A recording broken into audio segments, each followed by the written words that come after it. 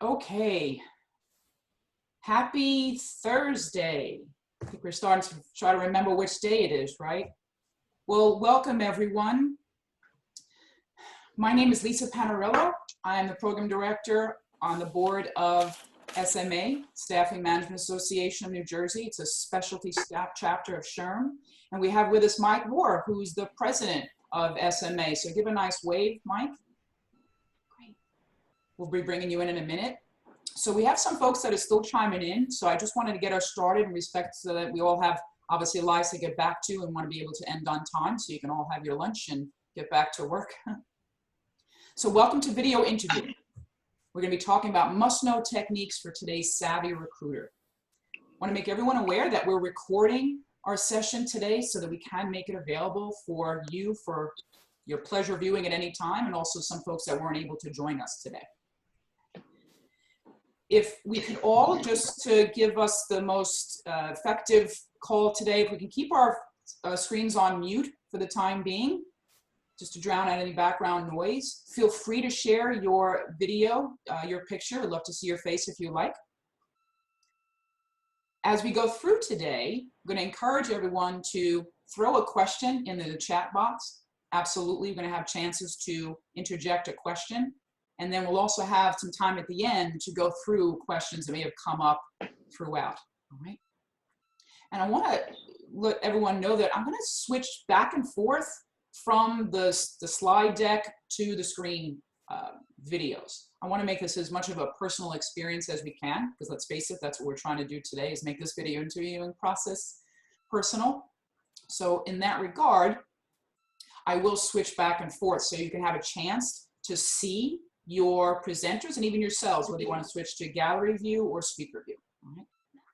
So before we get started, I'd like our president, Mike, to share his thoughts. He wanted to introduce ourselves today, Mike, what your thoughts you have for our members and our non-members and future members. Absolutely. Thanks, Lisa. Really excited for this event. I want to thank everyone for joining us today. I know there are a lot of options for webinars these days. And it means a lot to us that you decided to spend your lunch hour with us. Our focus at the SMA is to provide education for the recruiting and talent acquisition community. And due to current circumstances, a lot of you have had to adapt in order to do your job effectively in a very difficult environment. So I'm hoping that today's program will hopefully help you to overcome the challenge of conducting interviews virtually while still keeping a very high candidate experience. So thanks a lot for everybody for joining. Thanks so much to our speakers and to Lisa for coordinating this, and really looking forward to it. Great. Thanks for that, Mike. All right, let's start to jump in here. Let's get the share going. Come on.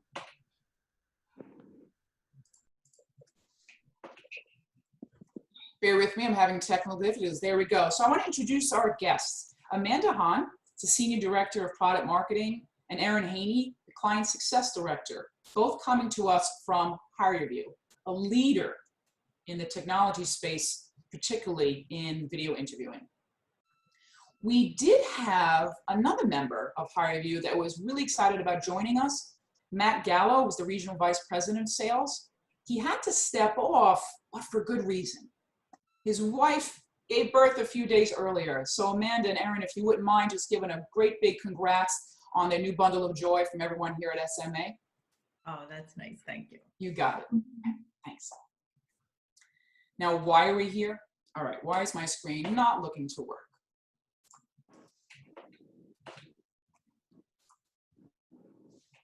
Okay, great. So our overall focus today is how are we going to leverage advanced technology without necessarily abandoning time-tested interviewing methods in order to ensure a satisfied hire.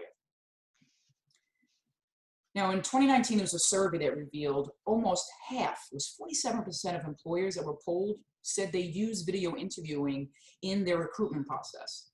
And this trend has obviously ticked up in recent months, not only for the travel restrictions, but for other reasons. So I thought, Amanda and Erin, that we'd like to start with kind of a high-level overview of the pros and cons of video interviewing.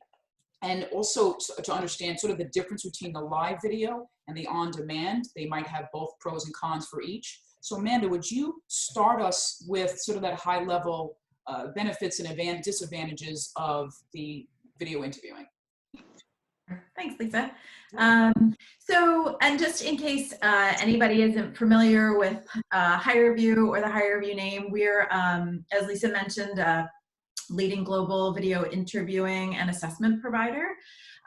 We work with over 700 customers globally to provide services around two large categories. One is video interviewing, which we're going to be talking about today. And then we also have a product that delivers assessments for our clients very much through the same sort of format, but provides IO psychology, AI technology on top of those video interviews. We also have game-based assessments too that we provide for customers. So we've been in the space a long time. It's been about 16 years now that we've been working with our clients over the years to sort of evolve their recruiting practice and strategy to incorporate more digital processes. So to start with a couple of the pros and cons, it's funny when Erin and I were talking last night, a lot of these really can fall on both sides of things. And what we've learned over the past couple of years in working with our customers on different use cases and different hiring groups, that the same things that we can bring to the table that are real pros of adopting a more virtual process for recruiting and for individual recruiters as well, can also be a bit of a drawback if we don't sort of navigate that process right. So we can talk high level about those, and then we can talk about how to, more thoroughly resolve some of those drawbacks. So, obviously, for any of you that have worked with video interviewing platforms before, you're working as a HireVue customer, thank you, we love our customers. A couple of the main things that are pros when adopting your process to be a virtual process using video interviewing is obviously around sort of speed, consistency, fairness, time and money savings, and experience, right? So we provide an environment that really allows you to speed up the process. Candidates and recruiters, because with our on-demand product specifically, you can take an interview as a candidate anytime, anywhere. As a recruiter, you can view a candidate anytime, anywhere. It provides this asynchronous interaction that isn't dependent on schedules constantly, right? So you don't have to schedule a phone screen with a candidate. Recruiters don't have to block an entire hour on their calendar where they can do, maybe 6 or 7 phone screens in a day. Our customers do some tens, some even hundreds of reviews of on-demand interviews in a single period by a single recruiter, depending on the experience that they've created. So there's a significant increase there on the speed front, just in terms of the overall hiring process, right? When you take out that need to do that back and forth with your schedule as a recruiter, or the candidate schedule, the hiring manager scheduling, and do it in an on-demand asynchronous way, there's an instant speed uptick right the minute you implement. In addition, there's a lot of consistency that's driven. My background is in recruiting. I started in recruiting actually when I was 15, that's not a lie. And have been there I was there for a long time as a recruiting leader, and then moved over to the recruiting technology side of things after doing some consulting. So I understand and I remember sort of the inconsistency, even in my own phone screens, that would happen with candidates from one to the next. You find information that's more interesting about a certain candidate's background, and so your line of questioning sort of deviates in one direction, and for another candidate it might deviate in another direction. And that might be great for the individual discussion with the candidate, but what you're losing is a little bit of consistency in that process, right? Making sure that we're evaluating candidates the right way, in a fair way, on the same criteria. So you lose a lot of fairness and consistency in that practice, and so we can bring that back to the process by applying video interviewing. The process is more consistent, the questions are asked, everybody gets the same questions. And it provides a level of fairness that, I personally know just goes off the rails a lot of times in a conversation live with a candidate. So that upfront first evaluation process and just making that process more fair and more consistent. Obviously, there's a time cost savings. This comes in a lot when we talk about live. This is definitely the world sort of we've been thrust into for sure with almost all organizations over the past 2 months. There's no travel on the candidate side. There's no travel on the hiring manager side. So you're saving a significant amount of time and money as a part of the hiring process versus a process where you'd fly a candidate in or bring a candidate in multiple times.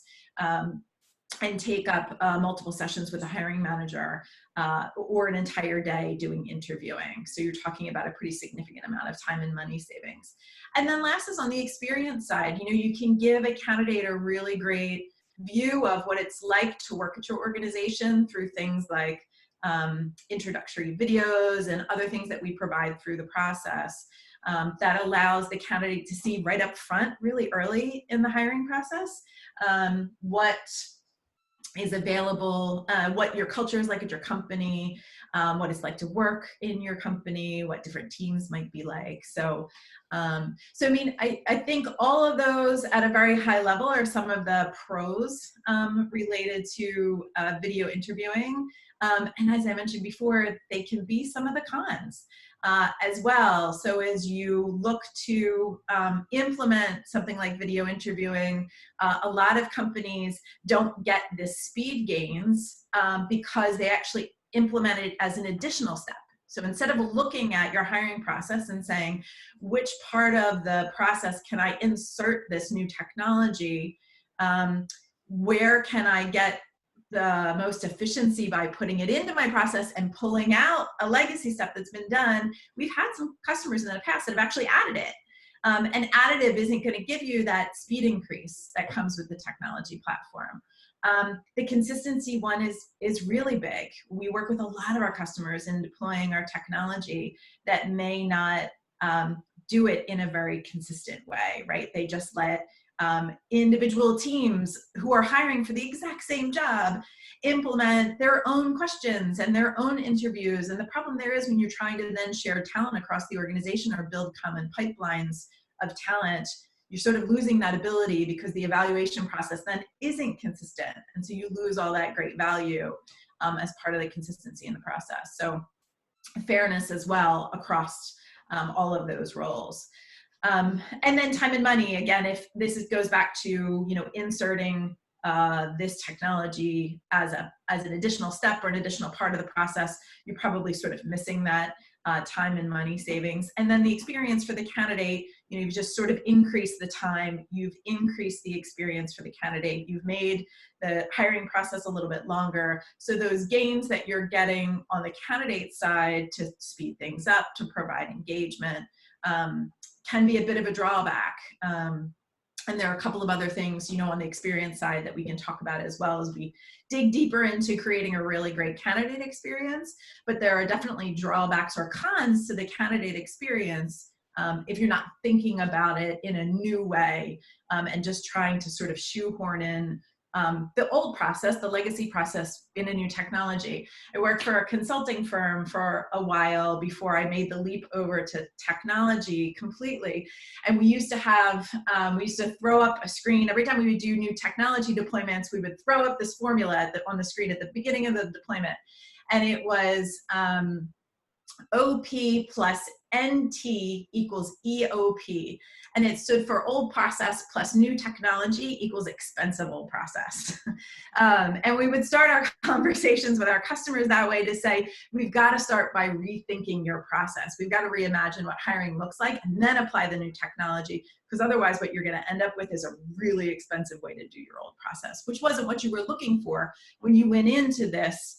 None of our customers would have said that that's what they were looking for when they went into these engagement, either with us or any of the engagements I had been in the past. So that is something to consider, that it's not about just throwing in the new top technology. It's really about stepping back and looking about what your existing process is and what changes you might need to make in order to adopt that new technology in an efficient and effective way for that whole experience. Yeah, and one of the things we look at from a customer success standpoint when these are stood up and people are using our system, it's, we step back and ask them, listen, we were brought in to show you value. Like, we want to show you the value of what you purchased, but we need to be able to solve your problem. So give us your problem and let us help you solve it.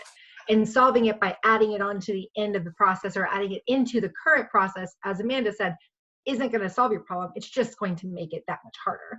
And I think, you know, adding on to Amanda's point of some of the cons that candidates and employers like to say right up front is, this is going to take away the personal side. This is going to take away that personal side with our candidates. We're going to lose that connection with our candidates. Our candidates are going to hate it. We're not going to get the right people in the door. And I mean, I think that's the first gut knee-jerk reaction. But the benefit of what we have available to you guys is making the process personal, making it very personal to the point where you want intro videos. We have an ability to have an intro video which says, hi, you just signed on to do this video. Here's what you can expect. There's gonna be 5 questions. They're gonna be video related. You have time to pause in between. You have 30 seconds to prep. So it's giving them like, okay, all right, I can do this. And then saying, we're so excited to have you part of here because we want to know about what you can do with your skills. And it's having me on the other end or somebody on the other end talking to you as if we're having the discussion we're having today that makes them feel more personal, where it doesn't seem as just black and white clinical, if you will, you know. And then we also have the opportunity to, you know, do questions and make those personal. When I applied at HireVue over 3 years ago, I had also been applying at a couple other places, and one of the places I applied to was also a HireVue client. So I received a HireVue interview from this company and a HireVue interview from HireVue. And the HireVue interview from the one company was it just felt very stale. There was no intro video. I just got a pop-up that says you will have this much time. It was just like, almost like you were taking a standardized test in a testing room is what it felt like. And then each question was typed out. I would read a question. I'd have 30 seconds to pause and think about it. And then I'd have to answer the question. So was it interactive? It made me really nervous. I remember sweating. I remember just thinking, oh my gosh, this is so hard. Is this what this company is like? Is this company just sterile feeling as well? And does it make me feel like I'm part of a team? And, you know, finished the interview, completed it. Next steps, gave me a pop-up that said, thanks so much. We'll be in touch. And that's it. So that was one of those cons. That was one of those negative videos where I was just like, oh my gosh, video interviewing is horrifying. Then fast forward a couple days later, I take the HireVue interview. Night and day difference. The intro video was, we are so excited to have you interview for the customer success director position. This is what you can expect. This is what we do. We like lively. We like energetic. And it was, you know, one of the leaders on the other end of the line almost jumping through the computer screen at me because he was just so excited and so lively and so comforting, where I did feel that I was having a live conversation with him. And then each question he would say, all right, here's question 1. And he'd ask me the question and then I would prepare to do my answer. And again, this is all video recorded. He's not asking me live, but it felt that live. And the benefit was I took it at 7, 8 o'clock at night. So he's not in the office, but when he got back the next morning, he could watch the video or that evening and watch the video at his leisure. And so the benefit was at the end of like the 5 questions, even at question 4, he's like, this is your last question. You're almost there. And again, it was just that cheerleading throughout it. And you can really make it to show your culture, your personality, your company, different people throughout the company, and make your candidates feel comfortable, because you don't get another shot at a first impression, right? So, you know, it's so important to bring your employee branding and your culture together when you're doing these videos for these clients or for these candidates and bring them on board. Sure. And, you know, by the end of my video, it was, I wanted to work for HireVue. So same product, 2 completely different experiences. Yeah. Well, that's kind of leading into my second question, but before I do that, Amanda, can you just quickly give our audience a little explanation about when you might choose a live video versus an on-demand or like a recorded interview? When is the best situation to use either of those? So just quickly throw on that before we go into the next question.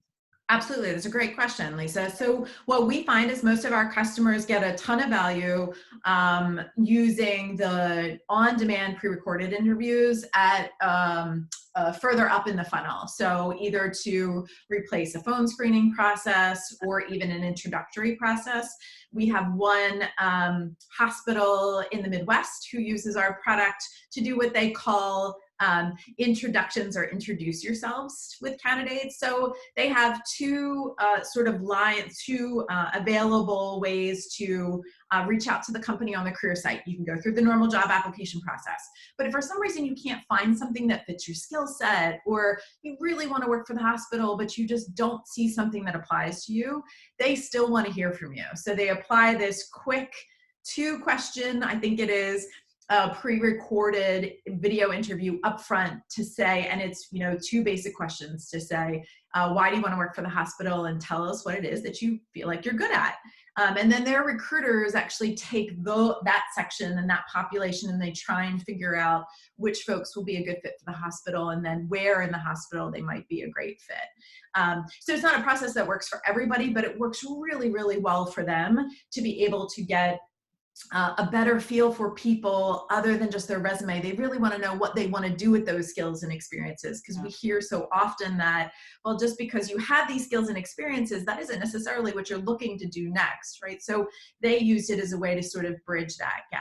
So front of the funnel process is typically where we see a lot of the usage for the pre-recorded, and then live is usually used in that early interview stage, right? I've got my short list that I've evaluated from the on-demands. Now I'm going to have those people engage with me through a live 2-way video interview before I bring the final cut of candidates into interview. And I should say that none of our company, well, maybe over the past 2 months for extreme reasons, but none of our customers hire based on our technology alone. Sure. There is still that need to meet with a candidate face-to-face at a late stage in the process. I bring my final candidate in, I bring my final 2 candidates in. None of them make hiring decisions just based off of our technology. There's still a human recruiter element and hiring manager to what's going on. Yeah, I think it's good for any recruiter to know it's not like you're abandoning the in-person process. It's about being effective as to where you're using all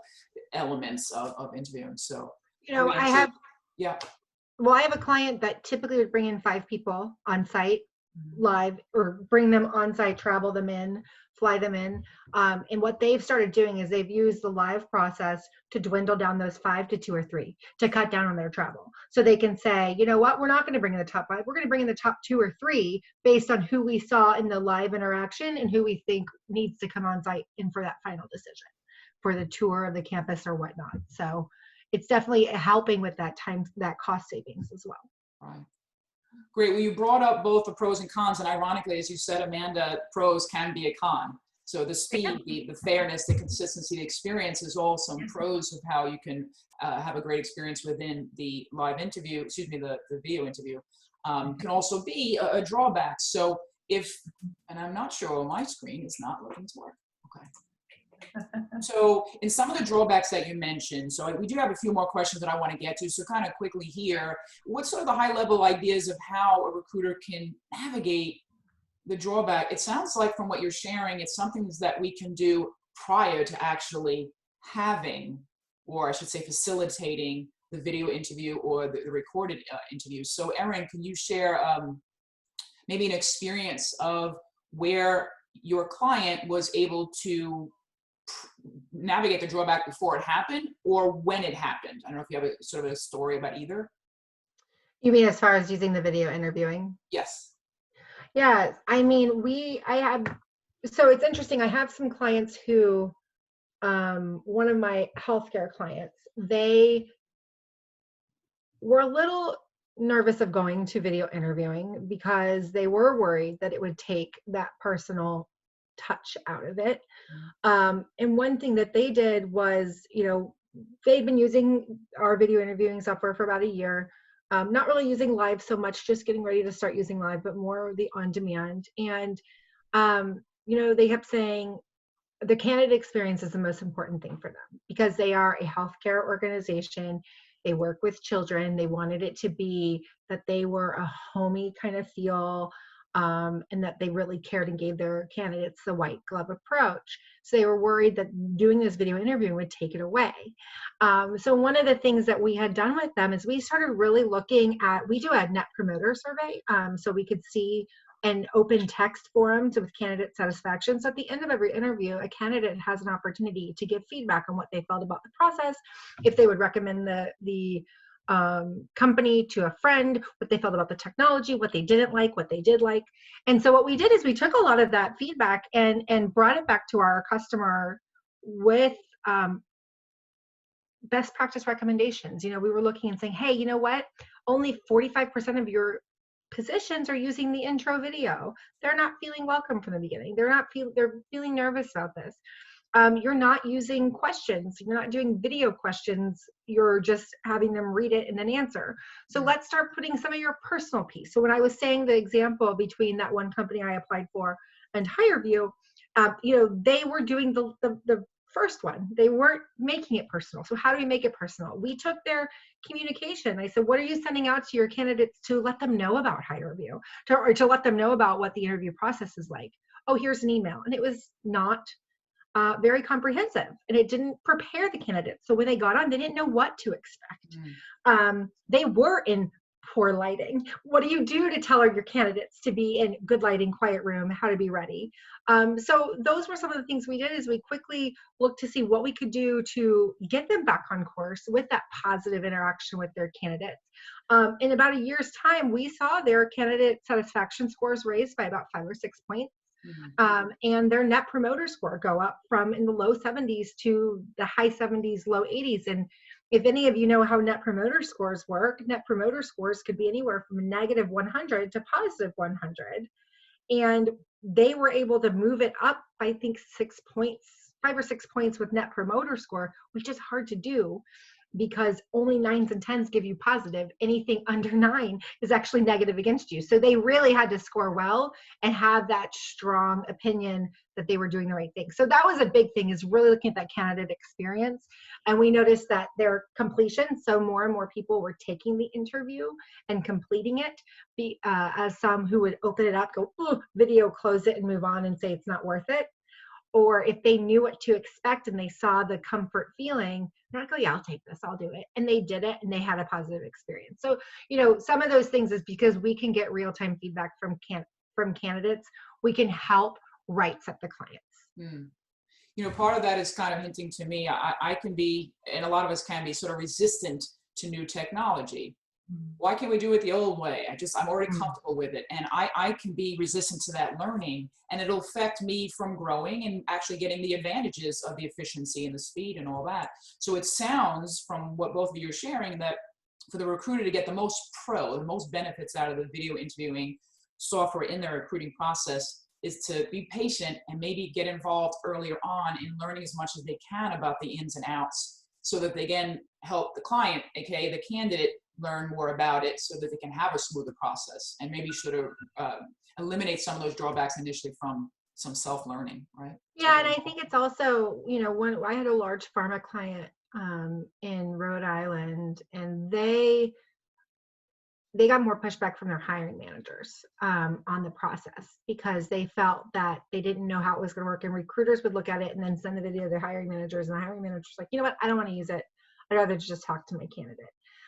So what we did was we were able to do kind of a grassroots approach and talk to each and every hiring manager and recruiter about what the issues were, what they felt, and strip it down. And a lot of it was just afraid of technology, to your point, Lisa. And it was, well, what are the candidates going to think? And so what we did is we took 1 or 2 hiring managers that had some good reputations in their business, and took their opinions and really made case studies out of it and shared it on their intranet, and just shared along from just a social aspect of how well it worked and what they were seeing. And that caused other people to say, oh, you know what, if Jim Jones likes it, let me try it. It may not be that bad. So it was really that grassroots, see what your neighbor's doing and see if your neighbor likes it. And if he liked it, I'll try it too. And those were some of the things we did too. Great. The kind of leads us right now into a question that sort of curated for one of our board members. And I don't know why my screen does not want to move.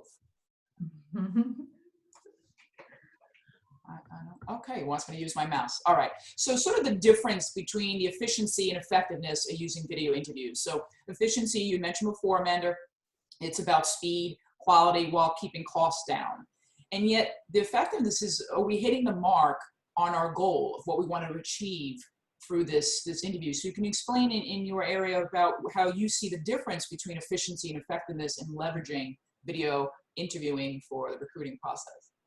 Yeah, and we get, it's great. It's such a good question, Lisa, because it's really all about that change process we keep coming back to, right? It's that idea of, yes, you absolutely can apply on-demand technology to get you increased efficiency. We actually talk a lot about this internally at HireVue, so the difference between efficiency and process, and then how do you drive real effectiveness, and how do you help customers drive real effectiveness. And so you get a ton of efficiency gains, right? The ability to hire faster certainly goes up when you apply asynchronous interviews or on-demand interviews like we talked about.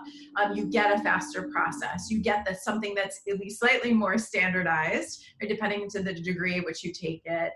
And you're focusing on skills and abilities, right? Rather than just what's on a candidate's resume. You've got that now, I've got their experience, but you're also focusing on what they bring to the table, what you're able to elicit through that recorded video as well to add to what's on their resume. So those are all efficiency gains, sort of like the minute you put in on-demand interviewing, you get that stuff. But I think what takes our customers to the next level and gives them the real effectiveness, it's actually just the focus on creating really good structured interviews. So we obviously have a large team of IO psychologists that are on our team here at HireVue, and so we do a lot of work around the study of work science and IO psychology. And when you look at the science, it's interesting that one of the most predictive aspects of or the most predictive ways you can sort of elicit job performance from a candidate in the selection process is just by a really good structured interview. And so we work a lot with our customers to get to that effectiveness level by designing really good structured interviews. And that's about that consistency and driving fairness that I mentioned before. It comes down to the fact that questions matter. What you ask people and what you're asking them to demonstrate to you matters when you're evaluating them in a selection process, right? We all know that as recruiters, but really when you think about asking questions like, well, if you were, would you rather be a Viking or a pirate? Or if you were a spirit animal, what spirit animal would you be? And there's been a lot of talk in the industry about organizations, especially in the tech space like ours, who have asked these crazy questions in the past. And what really has happened over the past years is we've learned that those kinds of things don't elicit the right kinds of responses. You're not going to get the right information from the candidate by asking questions. What you need to do is structure an interview with really good job relevant questions. That's how you get to that bullseye of the effectiveness. It improves fairness, consistency in the interview. You've got consistency with your evaluators as well, right? Because we all know hiring managers can go a little off the rails from time to time. And so driving the consistency, you've got consistency for the candidates. They see that the process is more fair. You've got consistency with your evaluators, with your ability to evaluate candidates, the hiring manager's ability, just all by designing a really good, really well thought out structured interview. So we find our customers get a huge amount of gains, not only on the speed and quality side of things, but fairness and diversity, right? By making a process that's very well structured and fair and equal across the board. Well, that actually, it kind of lends us to the next piece about these best practices you're describing. Hey, move around.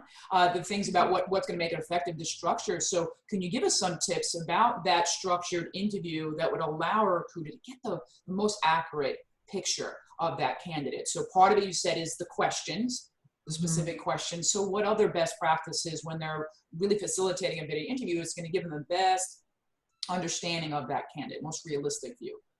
Yep. And a lot of it goes into what the, sort of calibration with the hiring manager up front and making sure that we understand what's being what's important in the particular job, and helping to implement that kind of structure when you get to designing questions, right? So it doesn't have to be complicated. You don't necessarily have to have a competency framework for that job. If you have one, even better, right? Use those competencies to design really good questions. We work with a lot of our customers, and again, if you're looking at implementing a video platform like HireViews, we focus a lot on what are the types of questions using real life job scenarios, for example, that will elicit those competencies as part of the responses. So this is what we're looking for. We're looking for problem solving skills. We're looking for attention to detail. We're looking for teamwork. We want to elicit these competencies because we know that's what creates success in the job. We're going to design questions specifically around that. So connecting, not just designing the questions, but making sure that those questions are connected to what success looks like in that job is really important as well. And then using those rich media sort of things like recorded either example videos or just people that are asking the questions is much, much better than just text alone to get a better response out of the candidate, to elicit a more realistic candidate. We have a customer who's a global airline, and instead of just putting up text questions, they have their flight attendants ask other flight attendants questions as part of the process. There's not a real life scenario. A pre-recorded question looking to elicit a pre-recorded response. Interesting. Exactly. Yeah. Exactly. So we give customers the capability to do that so that they can, give that more rich example. So maybe a flight attendant is going to talk through an example, or maybe a video is going to pop up and talk about an example, maybe where you had to deal with a passenger who wasn't satisfied or something like that. So really using those real life job scenarios, engaging other team members to record questions, and doing that as a part of the process. Even that upfront video, like Erin was talking about, we had a customer, it's a Major League Baseball team, and the year after they won the World Series, their head recruiter for their introductory video just took out a phone and stood next to the trophy and recorded himself doing an intro video. And that was their intro video for the year. So it doesn't have to be super high tech. We do have customers that do things that are, a little bit more on the high tech side. And if you have that capability, that's great, but it doesn't have to be that way. You're just looking to provide that personal experience, and the more personal and job relevant the experience is for the candidate, the more likely it is that you're going to elicit the good information that you need to evaluate on. Erin, can you take that, it's great, can you take that a step further in terms of, okay, so you've got some structured questions, which we have to work on, and now when you're in the live interview, so as a recruiter, whether it's you and or a few other hiring managers, team members that are facilitating this live interview, what are some of the best practices for actually being live? Great question. Some of the best practices being live, first is the setup. First you want to make sure that again, it goes the same with video interviewing, but that you're in a quiet location, you've got good lighting.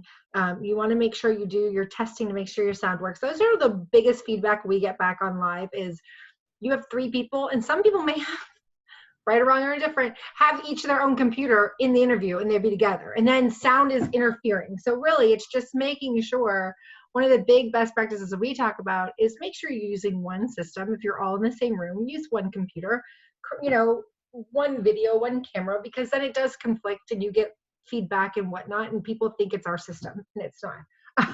That's just one big, thing that from a best practice standpoint. But I think, the other thing is from questions and whatnot, one of the biggest feedbacks on one of the biggest feedback points we get on the on-demand videos is you're not able to ask a follow-up question. You ask a question, but you can't extend on that. You can't, let's talk about that a little further. So in the live, a lot of what we, say is this is your opportunity to get to know them a little more. So if you have some follow-up questions, some of the answers they gave, use that opportunity to have them dig in deeper on that question. And it's really, give this your time to really understand that. We also have the ability to screen share. So if they want, that's actually coming in the next few months, but if they want to share a presentation they did, they can share that presentation to you during it. Like if they want to show you a PowerPoint or something. And it, again, gives you time to have that back and forth conversation to really get to know the candidate even further so that you can decide, do I want to move them on to the final interview and bring them on site? Is this somebody that I want to see? So a lot of it is use this opportunity to really get to know your candidate and expand upon what they had from the beginning that you learned in their on-demand. And that's some of bringing in your time-tested interviewing strategies into the screen that we're looking at, right? Yeah. Yeah, it's very standard to what you're used to doing. It's just a different medium. They may not be sitting in the boardroom with you. You know, to go back to one of the things Amanda said about relevant questions and job skills, you know, one of the things you still have to be careful of, even live or on demand, we were seeing some on-demand questions from a customer who one of the hiring managers was asking because they weren't using structured interviews, they were all doing their own thing.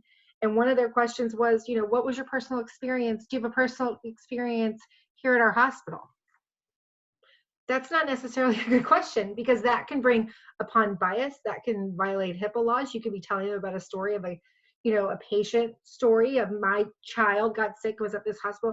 So those are some things that, you know, even with live interviews, you have to be careful to, as you said, use your own gut, use your normal hiring practices in the live interviews because it's the same conversation. It's just a different medium. That's great. We have a question, I think, that kind of lends to this here, and we can start maybe with Erin and then Amanda, add your value to this. So Cheryl is asking about different capabilities of candidates. So candidates may have had personal situations, whether it be having had a stroke, having had maybe disabled in some sort of way, some sort of learning challenge. So what's sort of the training that a recruiter can provide for those types of candidates in using this in video interviewing? Is it something they start up front before they get into the leveraging the video interviewing technology? Is it something they approach, or how they can facilitate that during the video interview? Erin, do you have any thoughts on that? Yeah, so if they're doing the on-demand, there's an opportunity at the very beginning to request accommodations.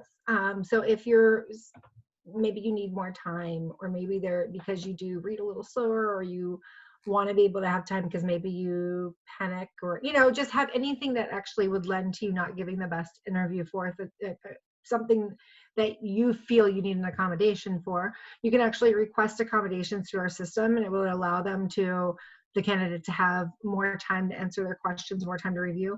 Also, what we've done is we have a customized screen where they can request accommodations and then go directly to the recruiter to have accommodations. And really, that's the same as what you would do without the video interview. You would still use your HR practices. If you were saying, I'm going to get ready to phone interview a person, and maybe they are deaf and they've asked for accommodation, you may speak to them and say, hey, phone interview, can we talk? And they may have the phone capability where they have the different pieces that go on the phone to help them. But really what a HireVue does is give you more time. It's up to the recruiter and the HR practice to give the accommodations as they would without the technology. Because even if somebody is blind or has something else going on, they would have a screen reader, or, there are different things typically that they would have. And if they didn't, they could contact the recruiter directly, and then the HR team could make the accommodations or make the call on what they wanted to do. It's a case-by-case basis, right, Amanda? Wouldn't you agree? Right. Yeah, Amanda, can you add some more thoughts to that? I would, yeah. So, I think there are a couple of things as folks are thinking about it. Erin's right. You think about, if this is something you should keep in mind, if you're migrating, it's part of that change management process. If you're migrating your process from something that's in person to virtual, anytime you're making a change to your process, you're considering candidates who might need accommodations, or who might need a different way of doing things. So, and we work with our customers as much as we can to try and provide that information. And we also provide that information as much as we can directly to the candidate. So we have a candidate microsite, right, that candidates can go to get tips and information for interviewing. We actually have been, and Erin and I are really close to this project. We've been working for about a year now with a provider who does job training for candidates with autism. And what we've done with them is come up with both tips for employers in designing interviews and video interviews to be more friendly for candidates with autism. And then we also have tips documents for candidates with autism to give them tips as well. So we try as much as we can to provide not just information directly to our customers, but also information out to the public to help candidates in general when taking higher view interviews. So we have, and I'm happy to share, those documents are public, so I'm happy to share them, Lisa, with your population, if that's something that this group would be interested in. But it is something to consider, like Erin said, as a part of your process. Just make sure you're thinking about all of your populations in the same way when you change your process from, maybe a legacy process to something that's a little bit more digital. How would your different populations of candidates interface with this, and how are we going to provide them with the accommodations that they would need, just like we would with any process? Yeah, one of the things we're doing with those documents, just to piggyback with Amanda, is, some of the things when you're looking at that structured interview is you have to think, how would I ask the question to the broader population if they had a hard time comprehending what the question would be? And it's taking out some of those analogies or things in questions where even just terms of what's your experience working on a team. That may not translate with those of the autistic population, because a team to them may be a sports team rather than a group of people. So one thing that, our team has done is worked with our product team and with those structured interviews, and Amanda worked really closely with the team on this too. It's changing the words to a group of people instead of team, different things to really think about your broader population and your overall approach.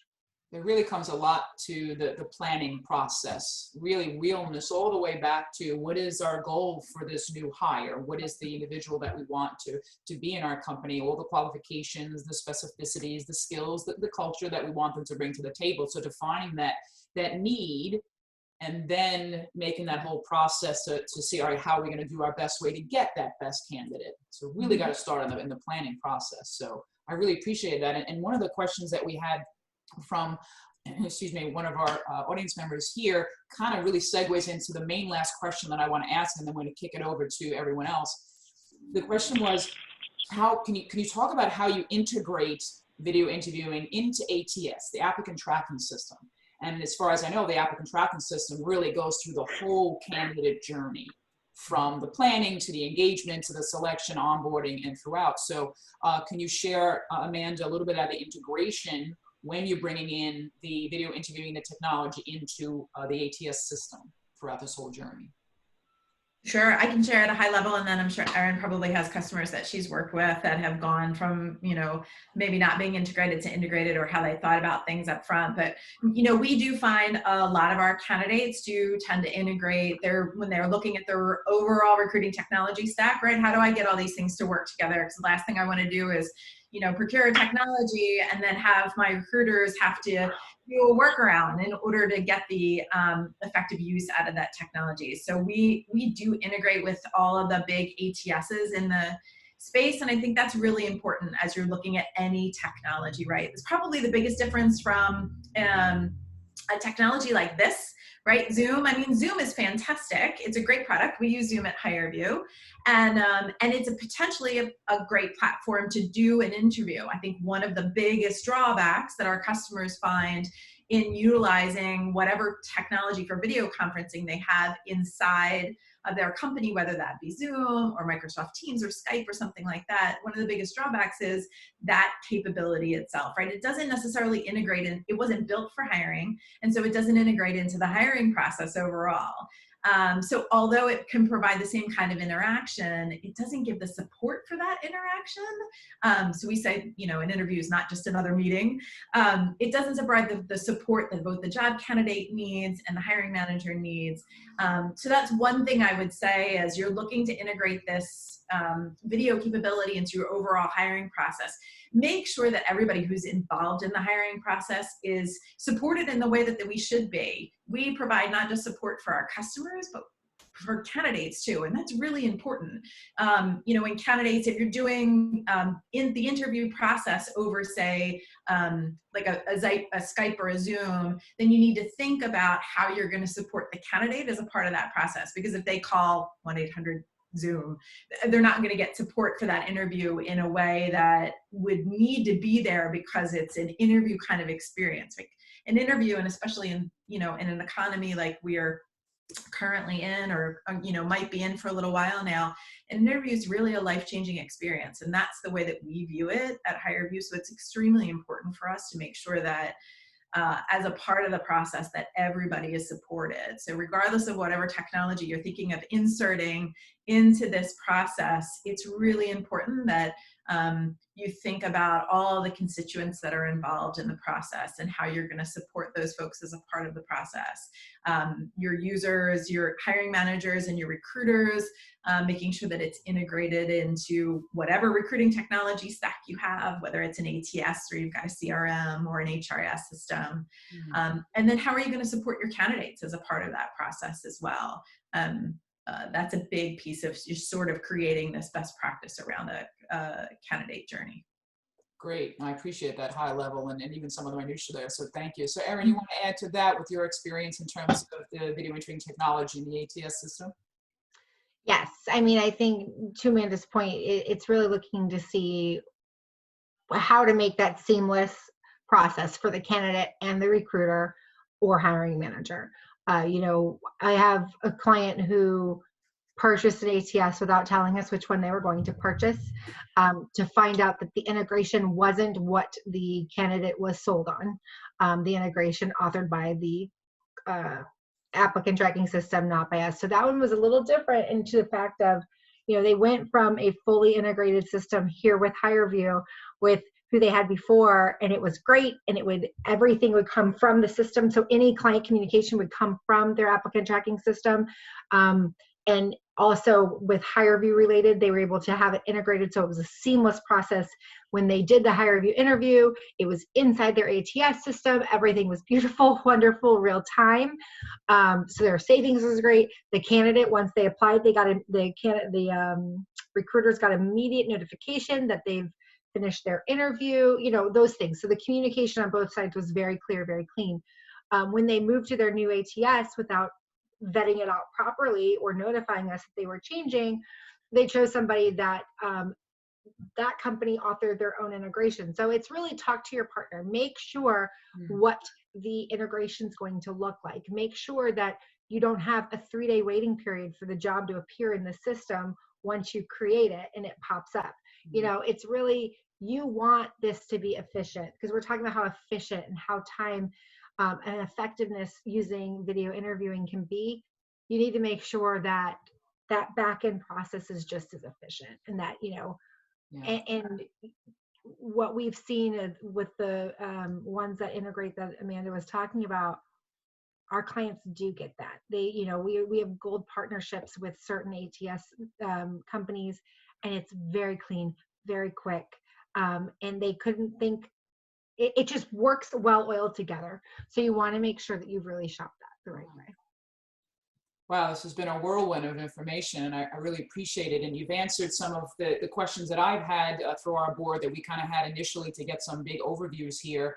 And now I want to kick it over to our audience.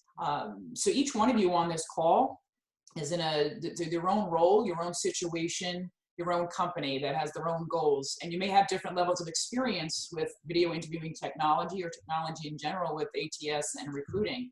So I kind of want to throw it up to you all and see if anyone has a specific question on how to apply the technology to your process, or maybe just expanding on any of the points that Amanda and Erin had brought up today. We'd love to hear from you. So I'm opening it up to floor right now. So if you have a question, either throw it in the chat box or unmute yourself and let's shout it out.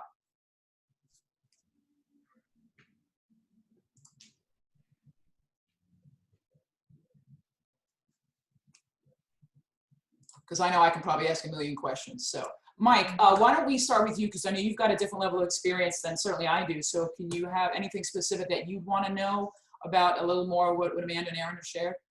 Yeah, absolutely. Thanks again, Amanda and Aaron. I thought that was really great. I'm curious, in terms of setting up an environment for the best communication, for the best visuals, do you have any tips on what an interviewer can do to really make sure that just anything they can do to kind of keep things more engaging and create a better experience for the candidate that way?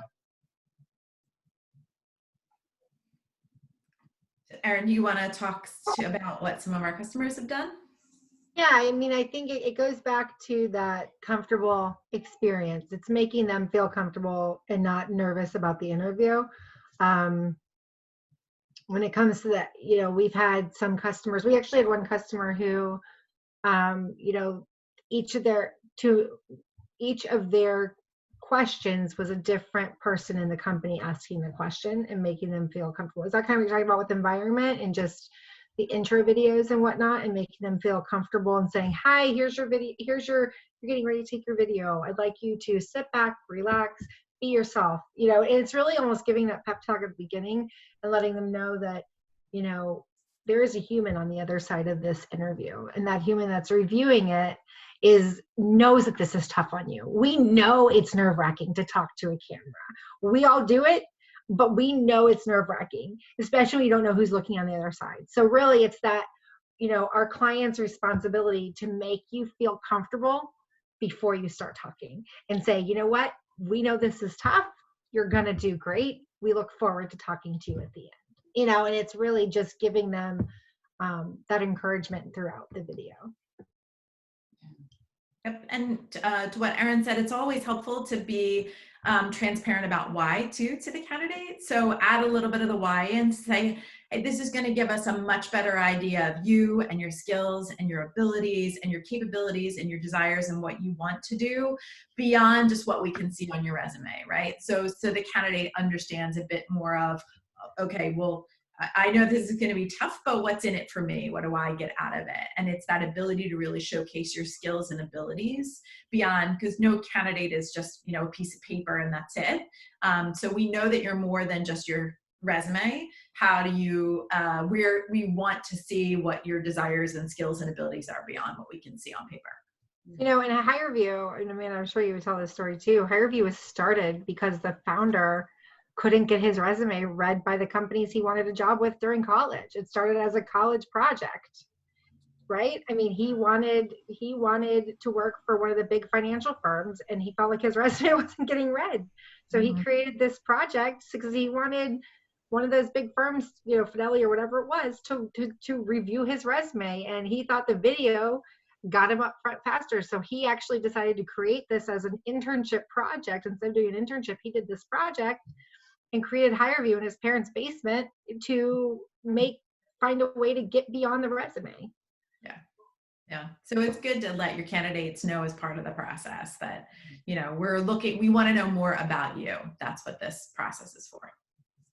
Lisa, it's Linda. I have 2 questions. Amanda, you mentioned that you started recruiting when you were 15. I did.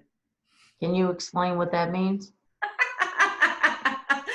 I can. So for any of you in the that come from staffing or personnel, my mom owned a personnel agency when I was a kid, and I actually grew up in Philadelphia and actually in New Jersey, southern New Jersey, right outside of Philadelphia. So she owned a staffing agency, and we placed O&A at the time, which was office and administration candidates. And so I started when I was 15 giving out paychecks to temps every Friday at her front desk.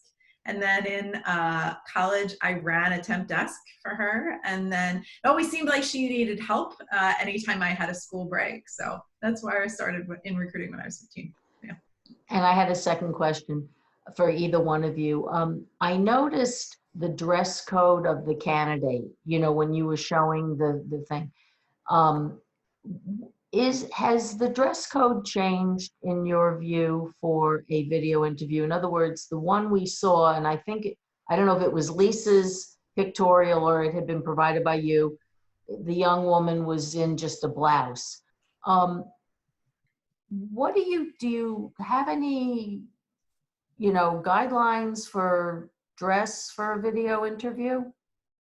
It's a great question. So I think what we coach candidates on directly and what our employers coach candidates on is to understand the culture of the organization. So we work with a lot of the big financial firms, and when they say dress as you would in a typical interview, that's exactly what they mean. And that might mean, it may not mean a three-piece suit, but if you're going to go into that financial firm and you would expect to wear a jacket, even if you're a female, right? You would expect to wear a jacket and a blouse. You expect to wear a jacket and a shirt or something like that. Then dress in the video interview the way that you would in a normal interview. With our tech customers, that might mean jeans and t-shirts, right? It's clean, but it still might be jean and t-shirt. So we always coach candidates directly, coach students, and coach candidates directly that you should dress the way that you would in a normal interview if you were there face to face with that particular company. Yep. And I have a client who they've redesigned their entire website so that video interviewing is the standard part of their process, the first step. So on their website, when people go to apply, it'll say you're going through video interviewing as part of the process. Here's what you should look like. Here's what you should dress. And they are very upfront in coaching their teams or their candidates on what to expect. Great. I can't believe we're on the hour already. Time flies when you're having fun. And I want to thank Amanda and Erin really for your time, your insights today, and thank HireView for letting us borrow you for this time frame. And I know it took some time for you to actually have to prepare, so we appreciate that. And thank you everyone for joining us. Really a big shout out to you for giving us your lunch break.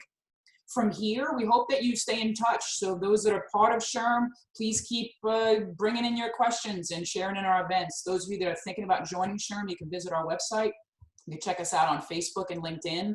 And keep an eye out for future emails. We're going to have our networking events virtually for coming perhaps the later end of the summer. And then once we kick back, I know we do a little hiatus in the summer and then kick back in the fall, we'll bring back some more learning events to our medium. So I appreciate everyone saying thank you and have a wonderful day. Stay safe.